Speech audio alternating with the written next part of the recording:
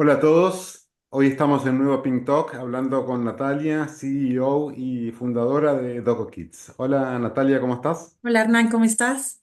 Muy bien, un placer tenerte acá. La idea de estas charlas es que la gente te pueda conocer, que le contemos un poco tu historia. Para mí es difícil entender cualquier startup sin el contexto de la fundadora, ¿no? De tu historia personal y qué te llevó a querer hacerlo. En tu caso, aparte de historia, es súper rica, así que va a estar buena. Y después tal vez que contemos un poco cómo nos conocimos y en qué está Doco Kids, cómo fue la relación de trabajo conmigo. Y cerremos con algunos consejos tal vez a la Natalia del pasado, emprendedores que están arrancando, emprendedoras que se puedan beneficiar de tu experiencia. ¿Te parece? Buenísimo, buenísimo. Dale. Entonces, te dejo para que te presentes, te escuchamos. Bueno, pues yo soy Natalia Cano, soy emprendedora y soy una emprendedora un poquito diferente, vengo de un mundo un poquito diferente, soy pediatra, yo hice medicina en Colombia, hice pediatría en Estados Unidos y siempre sí supe que me quería devolver a Colombia o a Latinoamérica. Y en como en ese pensar de qué querer hacer, sabía que quería hacer algo diferente. Cuando miro a mis años atrás, también siempre fui la que vendía cosas en el colegio, la que montó el fondo del curso del colegio para recoger plata para la excursión. Como que siempre tuve un chip diferente y en medicina un año vendí cinturones, otro año vendí masa de galletas, todo para pagarme cosas mientras era médica. Y creo que nunca había caído en cuenta hasta que empecé a reflexionar después, como que yo era las dos cosas. Y cuando hago pediatría en Estados Unidos, empiezo a pensar un poco qué es la pediatría, cómo estamos llevándola y cosas que me fascinan de medicina. Yo quiero ser pediatra desde que tengo 6 años, pero también ¿Sos de cosas familia de como, pediatras o de médicos? no, No. nadie en mi casa es médico, nadie. Yo era la única y desde que tengo 6 años he dicho quiero ser pediatra. Y cuando estuvimos en Washington, que tenía 11 años, yo le dije a mi mamá, yo algún día voy a trabajar en ese hospital. Y curiosamente hice match allá, pues en el hospital en Georgetown y rotábamos por ese hospital. Entonces, pues el día que empezó esa rotación le mandé una foto a mi mamá. Le dije, es que yo cumplo mis sueños. Sí, sí, muy loco. Em, y soy una pediatra muy feliz. A mí me fascina ver niños, pero también la medicina, creo que todos lo hemos vivido de pacientes, tiene muchos problemas y empezar como a mirar esas dos cosas de por qué funciona una cosa y otra no, y cómo estamos de quedados en ciertas cosas en tecnología, en medicina, cuando debería ser pues el área más avanzada, pues ahí uno empieza como a mirar en el chip, acá hay algo, aquí hay algo por hacer. Em, y lo segundo que empezó a pasar también es un poquito íntimo y no es una crítica a mis amigos, pero cuando tú empiezas a estudiar residencia, todo el mundo se entera que eres pediatra y le empiezan a dar tu teléfono a todo el mundo.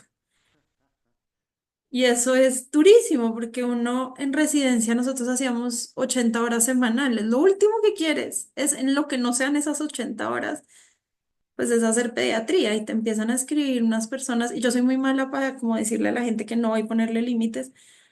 Mi hijo tiene gripa, o recuerdo una muy particular y es una amiga de una amiga que en su angustia de mamá primeriza me manda, me empieza a mandar 1000 fotos de Amazon a ver qué cojín le compraba al bebé para acostarlo. Y yo ese día estaba en turno en la unidad de cuidados intensivos y tenía unos niños demasiado enredados. Y yo como, mira, esto no es urgente, los niños no necesitan almohada. Y me decía, pero es que mi hijo se le va a deformar la cabeza. Y yo, o sea, te quiero explicar esto, pero no tengo en este momento el ancho de banda de hacerlo. Y yo dije, pues a muchos, a muchos.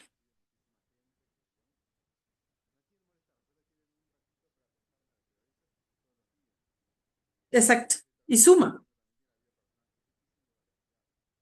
Exacto. Entonces, como, exacto. Y pues uno quiere, o sea, uno nota la vulnerabilidad de la persona, ¿sabes? O sea, Si el niño tiene fiebre, pues ese es el momento como más angustioso para el papá. Y uno decirle, mira, ahorita no te puedo contestar, es muy difícil para uno, pero uno también pues está teniendo su vida personal. Entonces, ahí, sí, claro, claro, claro, porque tú dices es uno, pero después son dos, después tres, después tus familiares. eh, y también en paralelo nosotros hacíamos consulta externa en Estados Unidos en residencia. Tú haces consulta externa una vez a la semana por como ley de cómo tienen que estar haciendo las residencias. Eso hay diferentes tipos de robustez en los programas. En mi programa específico era muy robusto. Yo hacía consulta externa todos los miércoles en la tarde y era muy chévere porque era mi nombre. Siempre pues con un attending que me supervisaba, pero era mi nombre. Entonces yo tuve pacientes que empezaron el primer día de residencia conmigo y terminaron residencia conmigo. Pero claro, esos pacientes entonces empiezan como, ay, doctora, ¿y cómo te contacto? Y el teléfono. Y por el otro lado, a mí me fascina toda esta parte administrativa. Yo fui jefe de residentes en Estados Unidos, que eso es un poquito diferente que acá en Colombia, porque es un rol muy administrativo. Y empiezo a ver cómo los hospitales que empiezan a poner la tecnología que te puedan escribir por el app del hospital al doctor, no tienen cómo monetizar eso. Y los doctores están desesperados, porque entonces les toca llegar media hora antes a consulta a contestar todos los mensajes de esas preguntas. Entonces, los hospitales están enredados en cómo monetizar eso. Los pediatras estamos cansados de contestar esa pregunta sin monetización, porque tú al fin y al cabo llamas a un abogado y le dices, dame 15 minutos y la cuenta de cobro llega después, ¿no? Pero los médicos nunca monetizamos eso. Entonces uno empieza como a ver y decir, ¿por qué esto funciona tan diferente y cómo podemos hacer realmente para volverlo un ecosistema y que sea sostenible? Porque hay mucha gente que sí está dispuesta a pagar con esa seguridad de que te van a responder en menos de 30 minutos. Sí. Em, en mi consultorio también teníamos llamadas, una posibilidad de llamar. Muy mal llamado, lo llamábamos Mami Call. Y de hecho, mi ex jefe de consultorio, que la vi hace unas semanas, me regañó y me dijo: Tú sabes que eso no se puede llamar así porque los papás también llaman. Total, Em, total. Yo soy, es, sigo siendo un padre muy activo, pero también cambié muchos pañales y atendí muchas fiebres. exacto, Total. exacto. Pero cuéntanos un Entonces, poco entonces, está entre líneas, pero exactamente qué es Doco Kids. O sea, tú viste esto y nosotros, dijiste, vamos a hacer qué. ¿Cuál es? La problemática exacto. es la velocidad de respuesta y la accesibilidad del servicio. ¿Sí? Sí, la problemática real es que los padres necesitan respuestas inmediatas para Mm. preguntas que los padres perciben como urgentes, Sí. sin desestimar a los papás, porque cada No, uno no, está percibimos perfecto, urgencia. perfecto como lo decís. Pues yo recuerdo Entonces, cambiar el primer pañal de mi hijo y ver que la caca era de un color que no es de la caca de un adulto, y es como un pánico exacto, casi. Es decir, ¿qué es esto? exacto, Para mí es exacto, urgente. exactamente, Yo sé que es una tontera, exactamente. pero en el momento es urgente. Y nosotros lo que hacemos es responder todo ese tipo de preguntas. Hoy en día, pues lo hacemos por WhatsApp. La idea es hacerlo por donde la gente llegue más rápido. Y hoy en día el método y el canal es WhatsApp. Entonces, eso es lo que hacemos en DocoKids. Hoy en día somos una health tech, pues desde que lo concebimos somos una health tech porque hay mucha tecnología detrás de eso, que esa es la parte ya que empezamos a crear y es dónde viene, dónde podemos apoyarnos de tecnología para ser eficientes y para poder decir lo que tú decías, escalables. Entonces, ¿cómo reconozco quién tiene un plan pago? Una de las cosas que más le hemos metido los 6 a 8 meses es inteligencia artificial para hacer los resúmenes al final de las historias. Eso nos gastaba 4 a 8 minutos por pediatra, por conversación. Y si ustedes multiplican eso a las 8.500 9.000 conversaciones que estamos teniendo en este momento, pues son un montón de horas pediatra que estábamos gastando. Entonces, son todas esas eficiencias que nosotros también incluimos tecnológicamente detrás, para poder contestarle estas preguntas y suplir esa necesidad y también suplir esa necesidad al servicio médico, porque una de las cosas que no hemos hablado acá es también, digamos, si tú tuvieras ido a urgencias en ese momento cuando viste las deposiciones de tu bebé rarísimas, porque nos Mm. pasa, llegas a urgencias y pues colapsas un servicio de urgencias innecesariamente, tu hijo se contagia de algo y eso tiene un costo para el sistema altísimo. Entonces también es cómo hacemos ese sistema más eficiente. Creo yo también, esto que decís de el seguimiento y los resúmenes, es importante porque hay un cambio generacional grande, ¿no? Yo soy generación X de los más jovencitos, ¿sí? Casi millennial. Pero la generación Z, que hoy por hoy ya son chicos que tienen casi, creo que va de 16 a hoy, deben ser de 16 a 25, algo así. Muchos pueden ser papás o van a ser papás de los próximos años. Es gente que no va a tolerar tal vez la parte del papel intrínseco del médico. Mi pediatra, yo recuerdo la ficha, era un papel, un cartoncito, ¿no? Y ahí ya se fijaba ahí cuánto pesaba mi hijo hace la última consulta hace 3 meses. Y yo quiero tenerlo en el teléfono, quiero ver un chart, quiero poder exportarlo. La historia clínica es propia, ¿no? Y creo que ustedes también están mirando mucho eso, ¿no? Sí, claro, la información es tuya y eso, digamos, una parte de lo que nosotros hacemos mucho en DocuKids es empoderar a los papás en eso. Eh, y, digamos, todos estos resúmenes, ven yo también cómo te resumo y todo, cómo te apropio de esto. Y uno cree que una persona por ingresos pues por ser de ciertos estados socioeconómicos, culturales, no se interesa. Y es impresionante el interés que hay de los padres de familia por apropiarse de estos temas completamente. Entonces, mucho también de lo que hacemos es pues toda esta educación en paralelo para que la gente se apropie y cómo se pueden apropiar también de esa historia clínica y de lo que nosotros también le decimos. Y por qué explicar y entender ciertas cosas, ¿no? Nada más frustrante para los que nos gusta entender las cosas que ir donde un médico nos diga, tómese esto y no nos dijeron por qué, ni cuándo, ni qué efectos secundarios tiene. Entonces también es todo ese proceso como de entender muy bien al cliente y de cómo hacerlo automáticamente, ¿no? De cómo ayudarle al pediatra que puede hacer eso muy eficiente.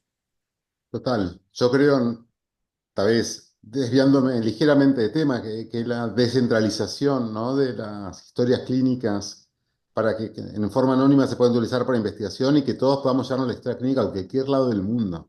Porque yo he ido al médico y me han hecho análisis de sangre en Estados Unidos, en Chile, en Argentina, en Uruguay, y si yo quisiera encontrar y armar un gráfico con mis niveles de, no sé, de hierro de los últimos 15 años, es una tarea titánica. ¿Sí? Y eso es un absurdo. Creo que las No generaciones de existe. ahora, y por supuesto con las ventajas de utilizar inteligencia artificial y automatizar lo que es análisis de datos, es un disparate total. Eso va a cambiar y ustedes están ahí poniendo por lo menos las primeros como rieles para que las etapas iniciales de los niños ya, a esos chicos los chicos DOCO, que ya sean digital natives en términos de historia clínica. Eso está buenísimo. Y ahí hay una cosa que tú estás hablando muy importante y es cuando tenemos todos estos datos, también de forma anonimizada, Sí, podemos hacer cosas de inteligencia artificial que no podríamos si no tuviéramos esta cantidad de datos. Entonces nosotros, digamos, preguntas de fiebre específicamente, tenemos alrededor de 280.000 preguntas sobre fiebre.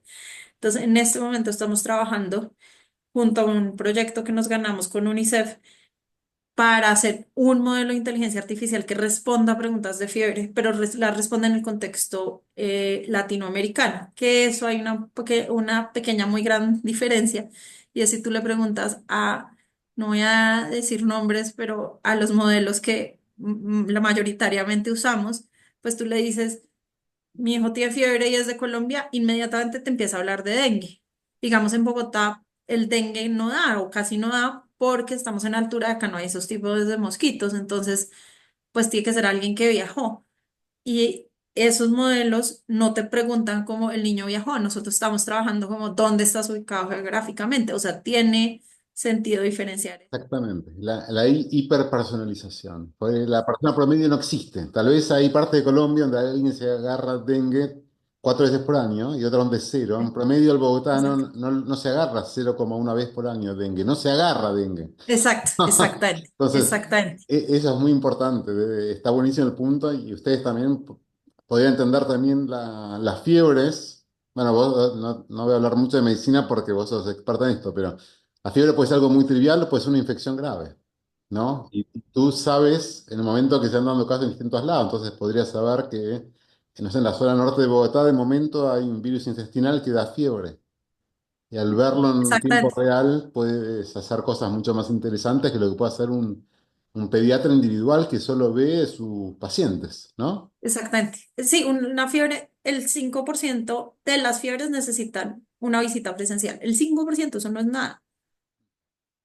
Entonces, ¿cómo definimos quiénes son esas y cómo orientamos a ese 5% que sí vaya? Pues digamos que una margen, que vaya al 7% a presencial y que el otro 90% se quede en la casa y no colapse urgencias, por ejemplo. Sí. Eso es, digamos, una de las cosas que uno puede trabajar con todos esos datos y toda esa tecnología, desde tanto el entendimiento médico, pero tiene que tener mucho entendimiento tecnológico y creo que ahí es donde DocuKids se casa muy bien con esas dos áreas. Sí. Bueno, vos sabés, yo soy muy fanático de la visión de Doco Kids y tenemos una historia, fue largo el proceso hasta que terminamos como inversores tuyos. Eh, ¿Querés contar un poquito cómo Sí, fue claro que desde sí. de tu punto de vista, ¿no? Sí. Yo creo que este es parte viene un poquito al aprendizaje de lo que venimos después. Uno dice, bueno, voy a levantar ronda, nosotros estábamos en Techstars en ese momento, em, hacemos todo nuestro como pre-due diligence para los inversionistas, entonces pues hacemos todas nuestras carpetas, pitch, preparamos todo. Y uno dice, bueno, voy a abrir. Todo esto además es en la transición de 2022 a 2023 que cambió radicalmente el mercado de inversión. Pero pues le toca a uno lanzarse y dice, bueno, vamos a abrir Sí. ronda. Cambió Y para no el que no está, estaba en tema, ¿no? Se puso muy complicado levantar capital ahí. Sí. exacto, se puso muy, muy complicado levantar capital. Nosotros estábamos levantando ronda y toda la plata la teníamos en el banco que tuvo el problema, pues que ya es un banco que ya se comprobó y ya se arregló, pero toda esa transición, digamos, pues llegamos en ese momento y uno pues se abre al mundo y le dan a uno mil consejos, pero yo creo que uno hasta que no lo vive pues no aprende el todo. Entonces ahí hablamos por primera vez cuando abrimos ronda porque nos presentó un fondo. em, y hicimos un due diligence y por más que uno cree tener todos los papeles en orden de todo lo que te van a pedir, porque eso era una de las cosas que practicábamos o mirábamos en Techstars, pues habían cosas que no estaban o no estaban, uno creía que estaban en el estándar y no estaban en el estándar. Entonces, esa fue como la primera y yo creo que ahí yo aprendí, yo siento que nosotros fracasamos en ese due diligence por no haber conocido a fondo exactamente qué era lo que se necesitaba, por no haberlo vivido, ¿no? Como no sé cómo explicarlo, pero sí, por no tener todos esos papeles, pero no es que no estuviera en la carpeta, o estaba en la carpeta, pero no eran lo que realmente se necesitaba. Sí, sí, es difícil, ¿no? Cuando uno está tan metido en algo, ponerse desde el punto de vista de lo que para vos es evidente, pero la persona que está afuera y que está viendo un montón de startups todos los días no sabe de ti, ¿no? Entonces, Exacto, eso pasa mucho a veces cuando uno está en las etapas finales, que aparecen cosas raras y para el emprendedor es ningún problema, dice, sí, no, este es un contrato, pero se canceló. Ok, pero yo otra vez me pasé, viste, un día entero revisando y tratando de entender por qué está firmado esto y dónde está y que no está reflejado en tal lado. exacto. Eh, pero por suerte después nos encontramos. Nos Creo que encontramos también en nos volvimos a Emerge, cruzar en Emerge, ¿no? en En la Emerge, conferencia. y ahí nos conocimos en persona, que yo siento Sí, que a pesar de que amo toda esta parte virtual, pues sí hay una conexión como diferente de ver la persona y ver como la humanidad de la persona. sí, Entonces ahí volvimos a conversar. Nosotros estábamos en plena como transición de qué iba a ser esta ronda en el 2023 versus lo que habíamos planeado en el 2022. Em, Estaba muy fuerte lo de inteligencia artificial, pero también mucha gente, y no estoy hablando de ti, sino mucha gente quería en ese momento que nosotros hiciéramos que DocuKit se volviera full inteligencia artificial. sí. Y nosotros tenemos una responsabilidad muy grande con nuestros pacientes y al empezar a ensayar los modelos que ya existían, las alucinaciones eran brutales. Entonces, pues ofrecerles ese compromiso a unos inversionistas, pues tampoco era realista. Entonces empezamos como a tener esas conversaciones sobre qué es realista, qué no es realista, em, y en qué momento y en qué espacio estaban ustedes. Y si mal no recuerdo, ustedes estaban buscando full inteligencia artificial en ese momento, si no estoy mal. En realidad el tema para mí más grande es que yo no busqué nunca invertir tanto en health, pero me encanta el enfoque que tienen ustedes. Y para mí era como un gusto que me di. Sí. Tengo pocas inversiones en el vertical y me pareció que estaba muy bien orientado y que no había nadie haciéndolo que todavía sigue siendo el caso, para el Sí, exacto. segmento, digamos, de niños de pediatría en Latinoamérica. Y necesitamos muchísimo. Exacto, sí, Sí, eso. Y después pues después nos encontramos, tú viniste a Colombia Tech Week, perdón, me estaba sí, tratando de hicimos acordar el nombre, Colombia Tech Week y el ascenso. el ascenso. Y yo he hecho ese ascenso muchas veces, vivo relativamente cercano, y dije, pues yo voy a subir de todas maneras, me parece rico el plan. Me parece una forma muy diferente esas semanas, pues para los que no están todavía en este mundo, esas semanas son muy intensas tanto para inversionistas como para nosotros emprendedores, porque pues, es hablar con mucha gente y uno está como muy alerta y hay actividades de por la Mm, mañana hasta muy por la noche. Y a mí me pareció que esta actividad era muy diferente a lo que todo el mundo siempre le ofrece, que es como ir a un happy hour, a un bar. Dije como rico conectarse con la naturaleza en la mitad de la semana, porque si no estoy mal era el miércoles, como que quedaba mitad de la Puede semana. ser. Déjame ver un poco más de contexto para el que no conoce. Yo cuando Eso, viajo por favor. hago estas actividades que le llamo como caminata MVP, que son siempre como recorrer un bosque hecho en la playa. En este caso fue un ascenso bastante demandante, ¿eh? Natalia venía entrenada, por la conocía, pero hay gente, incluso colombianos de la zona de la playa, que les costaba respirar. Y es un ascenso para conocer de networking, no es para mí para inversión, es para que la gente se conozca entre sí. A veces vienen otros VCs y es algo que seguiré haciendo a lo largo del tiempo. Y, y de hecho yo aprendí mucho de la experiencia, esto tú no lo sabes, pero te lo voy a decir ahora, porque yo, por una cuestión de permitir que todos tengan acceso, siempre me focalicé que mi proceso sea puramente digital, para que no tenga ventaja el que vive a 3 kilómetros del que vive a 5.000 kilómetros. Pero un poco por la experiencia de estas interacciones contigo, con otros emprendedores más, es que en el fondo siguiente probablemente siga siendo todo digital y al final tenga programa algún viaje, ya sea del emprendedor o mío, hacia donde estén ellos, para tener un tiempo en persona. Como tomarnos un poco más de tiempo en conocernos en el cara a cara. Que lo digital es genial y es una maravilla, pero el contacto sigue siendo distinto, Sí, lo que decíamos, o sea, ¿no? es diferente, uno una vez Sí, se conoce, como que trasciende un poquito como la relación entre comillas sí, de... porque tú de hecho me dijiste que no estás levantando capital, y yo dije, yo no invierto en health, pero vente igual porque te quiero pasar un rato contigo y me contaste un poco las novedades y me convencí ahí, básicamente. Exacto. Exacto. Además, porque fue al Bueno, principio y conté la novedad, después yo me fui subiendo. Esta caminata, además, como tú dices, es un ascenso duro. La altura, además de Bogotá, pues no está, la altura es dura para mucha gente. Entonces yo me fui mucho pues con las personas ahí hablando y como uno lo pone en un momento vulnerable por la altura, por el ascenso, por quién trajo agua, sí, em, siento que uno puede tener unas conversaciones de pronto un poquito más profundas que las que tendría en un network en que pues ya se sí, maquilló, ya se vistió, ya todo. Me fui hablando, creo que nos vimos arriba, hicimos una meditación súper interesante arriba, pues un ejercicio de respiración y fuimos bajando y a la bajada dijimos, bueno, hablemos, pero yo realmente hablé mucho con mucha gente ese día y pues fue muy chévere también como volver a conectar y fue un momento también muy especial para mí como en esa semana, porque sí cortó como la semana en la mitad de volver a la naturaleza, no sé, para mí también tiene como un significado ahí. sí, Entonces, creo que fue interesante también en ese sentido, como verte en ese contexto, porque conectó para mí también un estilo y es algo que de pronto un consejo al final.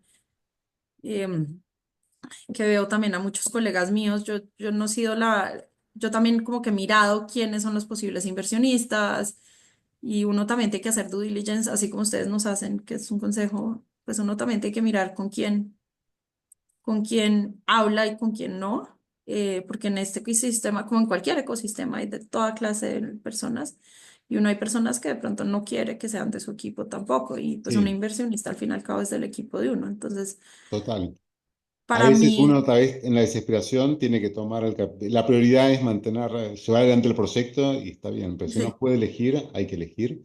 No sé si tú lo exacto. hiciste, pero un consejo que yo le doy incluso a los founders cuando estoy en proceso de inversión es que hablen con otros emprendedores invertidos. Porque una cosa es lo que uno dice públicamente, una cosa es lo que uno dice Exacto. en el website, y otra cosa es lo que pasa después de un año de haber invertido, cómo es esa relación de seguir trabajando o no, de estar presente o no, de tener esa buena onda inicial o convertirte en otra cosa, ¿no?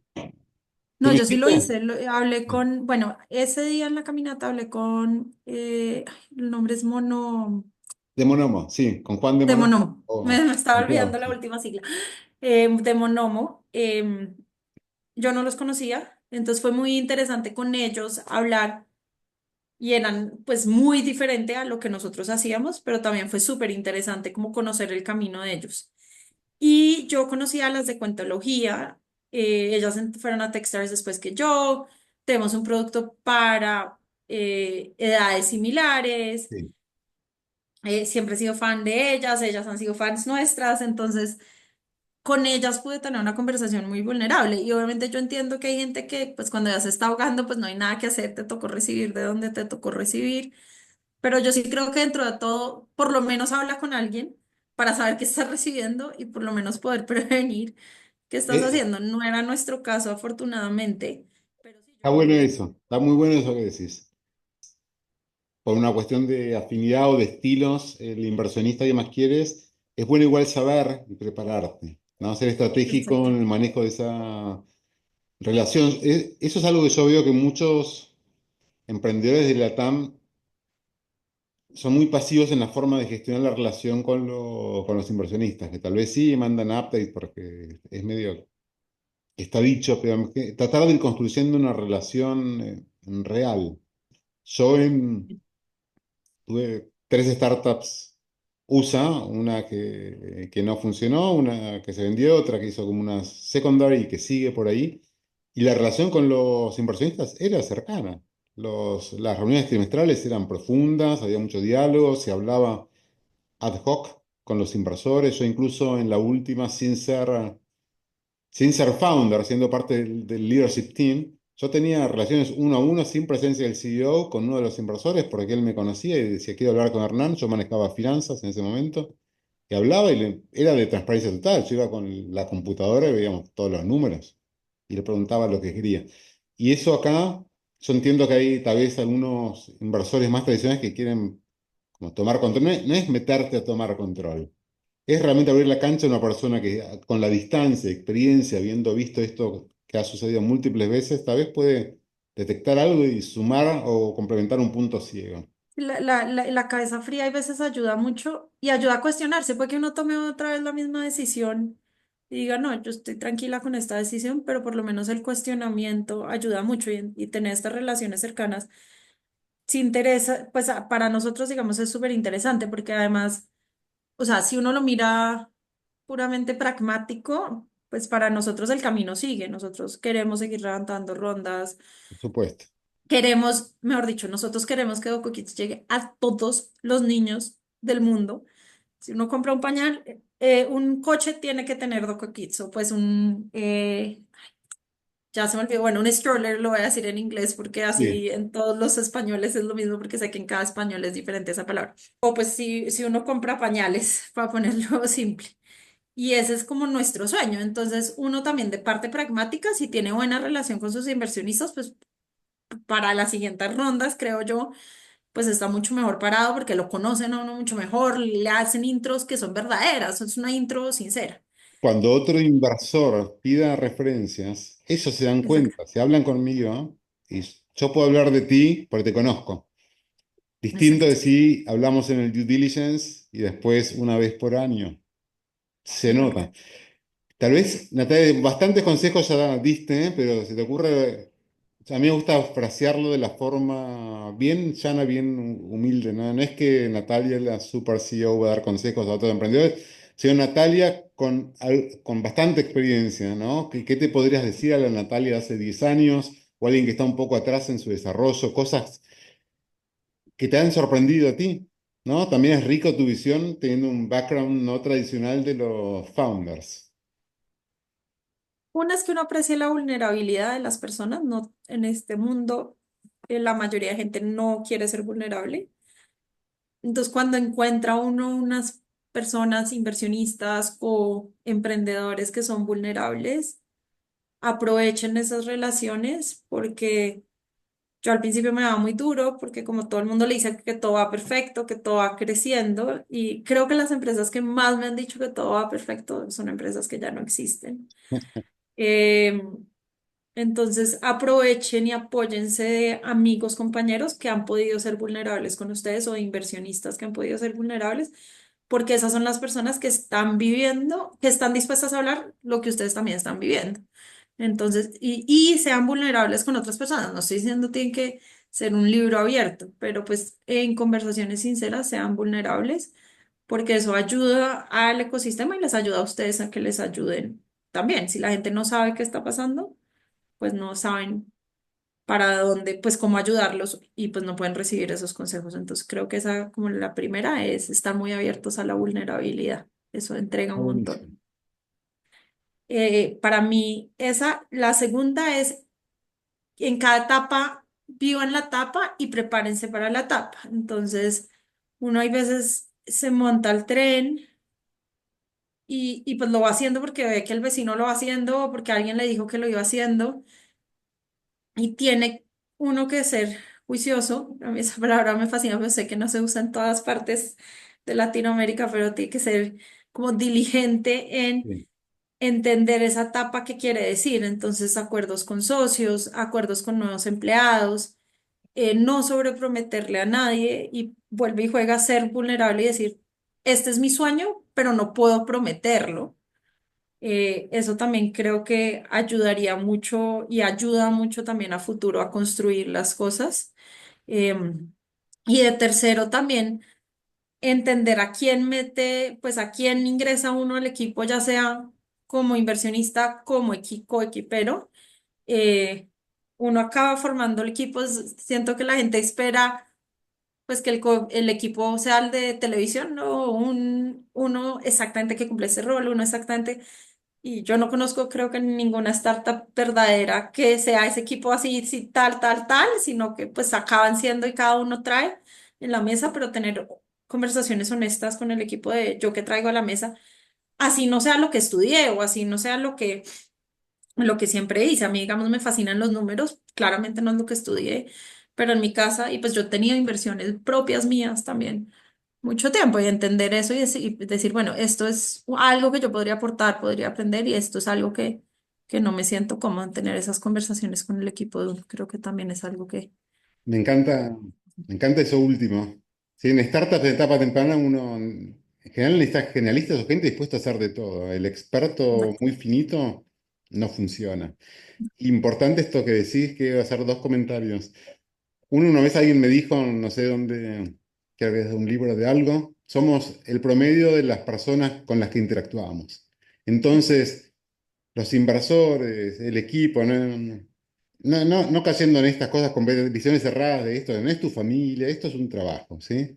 Pero te va a afectar tu calidad de vida dramáticamente esas personas con las que vas a estar trabajando todo el día, ¿sí? Y tú lo vas a afectar a ellos, entonces asegurarse que haya un fit positivo, ¿sí?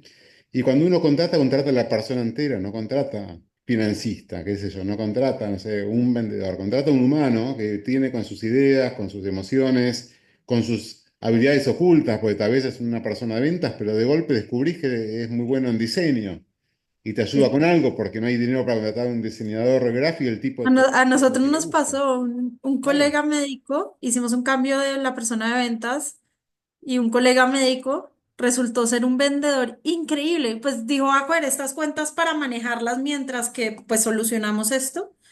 y ya un año, un año y medio manejándonos esto porque ya cerró ventas ese mes, ha superado Buenísimo. todos los OKRs que hemos tenido, entonces, y era médico pediatra, o sea, no. Es que es eso, hay que tener esa flexibilidad. Sí, Mi otra inversión, Health, que es Vive Health.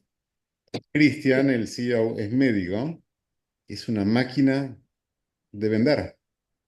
Tiene un exacto. nivel de asertividad, de comunicación y de energía que parece de que fuera un vendedor de profesión y no, él arrancó con esto, ¿no? Entonces, hay Exacto. que salirse de los títulos, de las etiquetas y ver a las personas. A eso es lo que iba, entender esa mezcla. Es una mezcla de gente que es dinámica porque la startup cambia, el mercado cambia, y las personas cambian, aprenden y se aburren de hacer lo que hacen y quieren hacer otra cosa. Creo que estuvo buenísimo, Natalia. Te agradezco un Gracias. montón por Gracias tu a ti, Hernán, tiempo. por la invitación y pues también muy disponible a las personas que quieran conversar, a las personas que te estén haciendo due diligence, también muy dispuesta a conversar vulnerablemente y pues muy disponibles y a todos los padres de familia que nos están escuchando también a invitarlos a conocer a Doco Kids. Total. Vamos, Dogo Kids. Gracias, Natalia. Gracias, chao Hernán, que estés Chao, bien. chao. Estés muy bien.